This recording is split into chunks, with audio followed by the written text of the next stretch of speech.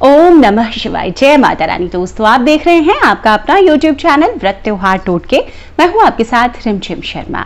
दोस्तों, कई बार एक प्रश्न पूछा जाता है कि क्या हमने ये कर लिया तो व्रत खंडित हो गया। आज इस वीडियो में मैं आपको वही बताने वाली हूं।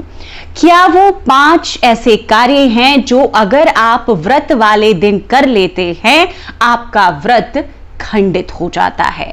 बहुत ही महत्वपूर्ण जानकारी है दोस्तों, वीडियो अंत तक जरूर देखें। चैनल पर अगर नए आए हैं, इसी तरह की जानकारियों के लिए चैनल को सब्सक्राइब भी जरूर कर लें। दोस्तों, व्रत हम करते हैं तो भगवान की साधना में रहते हैं। व्रत मतलब कि पूरे विधि विधान से उस वार का व्रत है अगर कोई, तो उस भगवान की, जैसे मंगलवार का व्रत आप कर रहे हैं तो हनुमान जी की साधना में आप रहते हैं। आप गुरुवार का व्रत कर रहे हैं, एकादशी का व्रत कर रहे हैं, आप भगवान विष्णु की साधना आराधना में रहते हैं। शुक्रवार, जो भी वार, जिन भी देवी देवताओं के वार हैं, जिनकी पूजा आराधना करते हैं, हम उस दिन पूरे मन, वचन और कर्म से अपने आप को शुद्ध रखते हैं और भगवान के प्रति समर्पित रहते हैं, लीन रहते हैं। व्रत धारण करना इसे ही कहते हैं दोस्तों। अब अगर व्रत करने के बाद में हमने पूजा पाठ कर लिया, पूरे नियम हमने मान लिए और उसके बाद कुछ ऐसे कार्य हमने कर लिए जिससे कि उस पूरी मेहनत का, उस जो भी आपने भक्ति की है अपने सामर्थ्य के मुताबिक भगवान के प्रति, वो सारी भक्ति, वो सारी तपस्या, वो सारी साधना आपकी व्यर्थ हो जाती है उस एक कार्य को कर लेने से।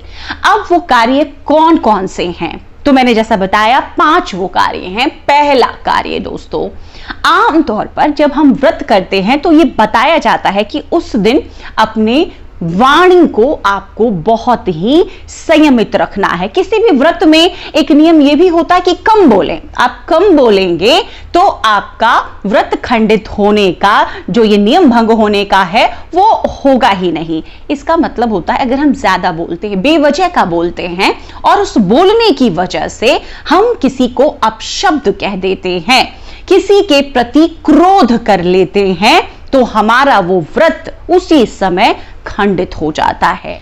व्रत वाले दिन व्रती को कभी भी किसी पर क्रोध नहीं करना चाहिए, गुस्सा नहीं करना चाहिए और कठोर वचन का मतलब आप गंदे गंदे शब्दों का इस्तेमाल, अपशब्द कभी नहीं करना चाहिए। चाहे वो अपने घर में बच्चों के ऊपर ही आप कर रहे हो, अपने पति के साथ में कर रहे हो, आप ऑफिस में हैं, वहां पर किसी के साथ आप व्रत में हैं और वाद विवाद में उलझ गए, या सड़क चलते ही किसी को आपने बुरा भला कह दिया, ऐसा बिल्कुल ना करें। इस दिन सबके साथ मधुर वचन बोलें, संयमित बोलें, कम बोलें कि ऐसी नौबत ही ना आए कि आपको क्रोध करना पड़े। अगर आपको क्रोध करना है, कोई ऐसा दिन है, तो आप उस दिन व्रत ही ना करें, क्योंकि वो व्रत आपका खंडित हो जाएगा दोस्तों।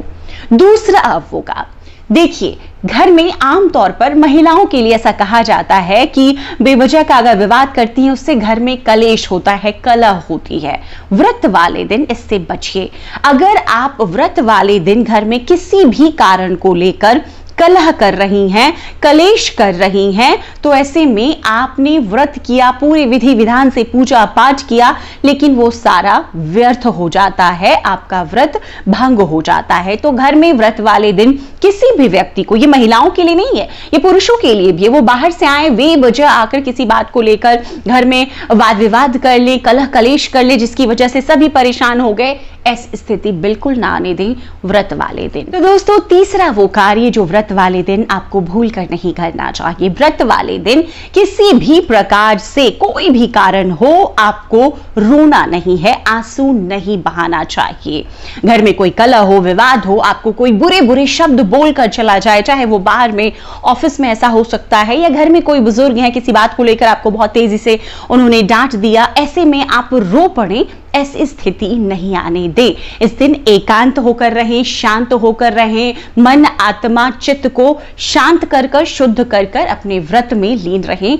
आंसू किसी भी कारण से, हाँ, भगवान की भक्ति में अगर आपके आंसू निकल आते हैं, आप कथा पढ़ रहे हैं, भजन सुन रहे हैं, ऐसे में वो कोई बात नहीं है, लेकिन गुस्से से आपको दुखी होकर नहीं रोना है, इस बात का आपको ध्यान देना है। अब चौथी वो चीज जो कि बहुत महत्वपूर्ण है, अगर आप व्रती हैं तो देखिए, व्रत जब हम करते हैं तो कई सवाल मुझसे ही पूछे जाते हैं कि मैं बाहर जा रही हूं तो व्रत को पूरे विधि विधान से नहीं करूंगी तो व्रत खंडित हो जाएगा क्या, मैंने गलती से ऐसा कर लिया तो व्रत खंडित हो जाएगा क्या। देखिए, जैसे ही आपने बोल दिया गलती से ये कर लिया तो व्रत खंडित नहीं होता है। उसके लिए हर व्रत में मैं भी ये कहती हूं, आपको भी, घर के भी बड़े बुजुर्ग ये और जहां से भी आप जानकारी लेते हो, कि व्रत में आपने क्षमा प्रार्थना जरूर करनी होती है। व्रत के अंत में उस क्षमा प्रार्थना का मतलब ये होता है कि जाने अनजाने में हुई गलतियों के लिए हम भगवान से पहले ही क्षमा मांग लेते हैं। लेकिन दोस्तों, कुछ ऐसे कार्य होते हैं जो हम जानबूझकर करते हैं, जैसे कि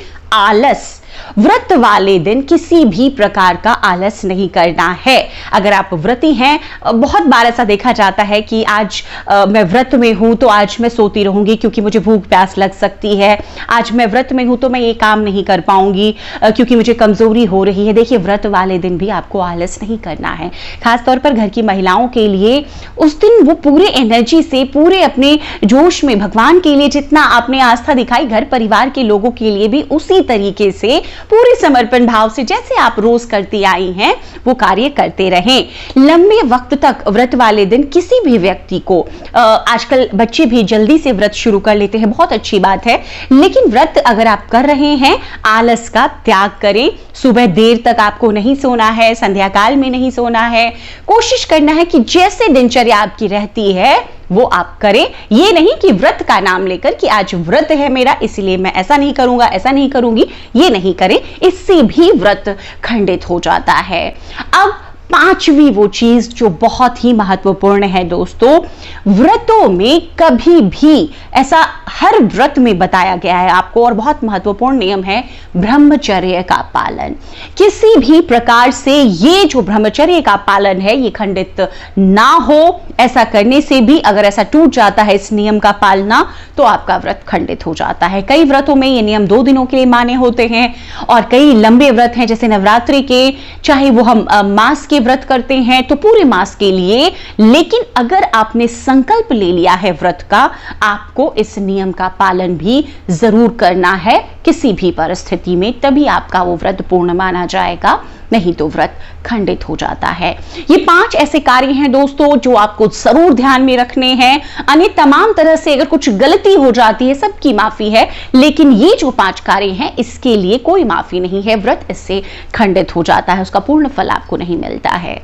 उम्मीद करती हूं ये जो जानकारी आपके साथ मैंने शेयर की है आगे से आप भी ध्यान रखेंगे, उपयोगी हो आपके लिए, तो आगे भी अपने परिवार, मित्रजनों, रिश्तेदारों तक जरूर शेयर करें।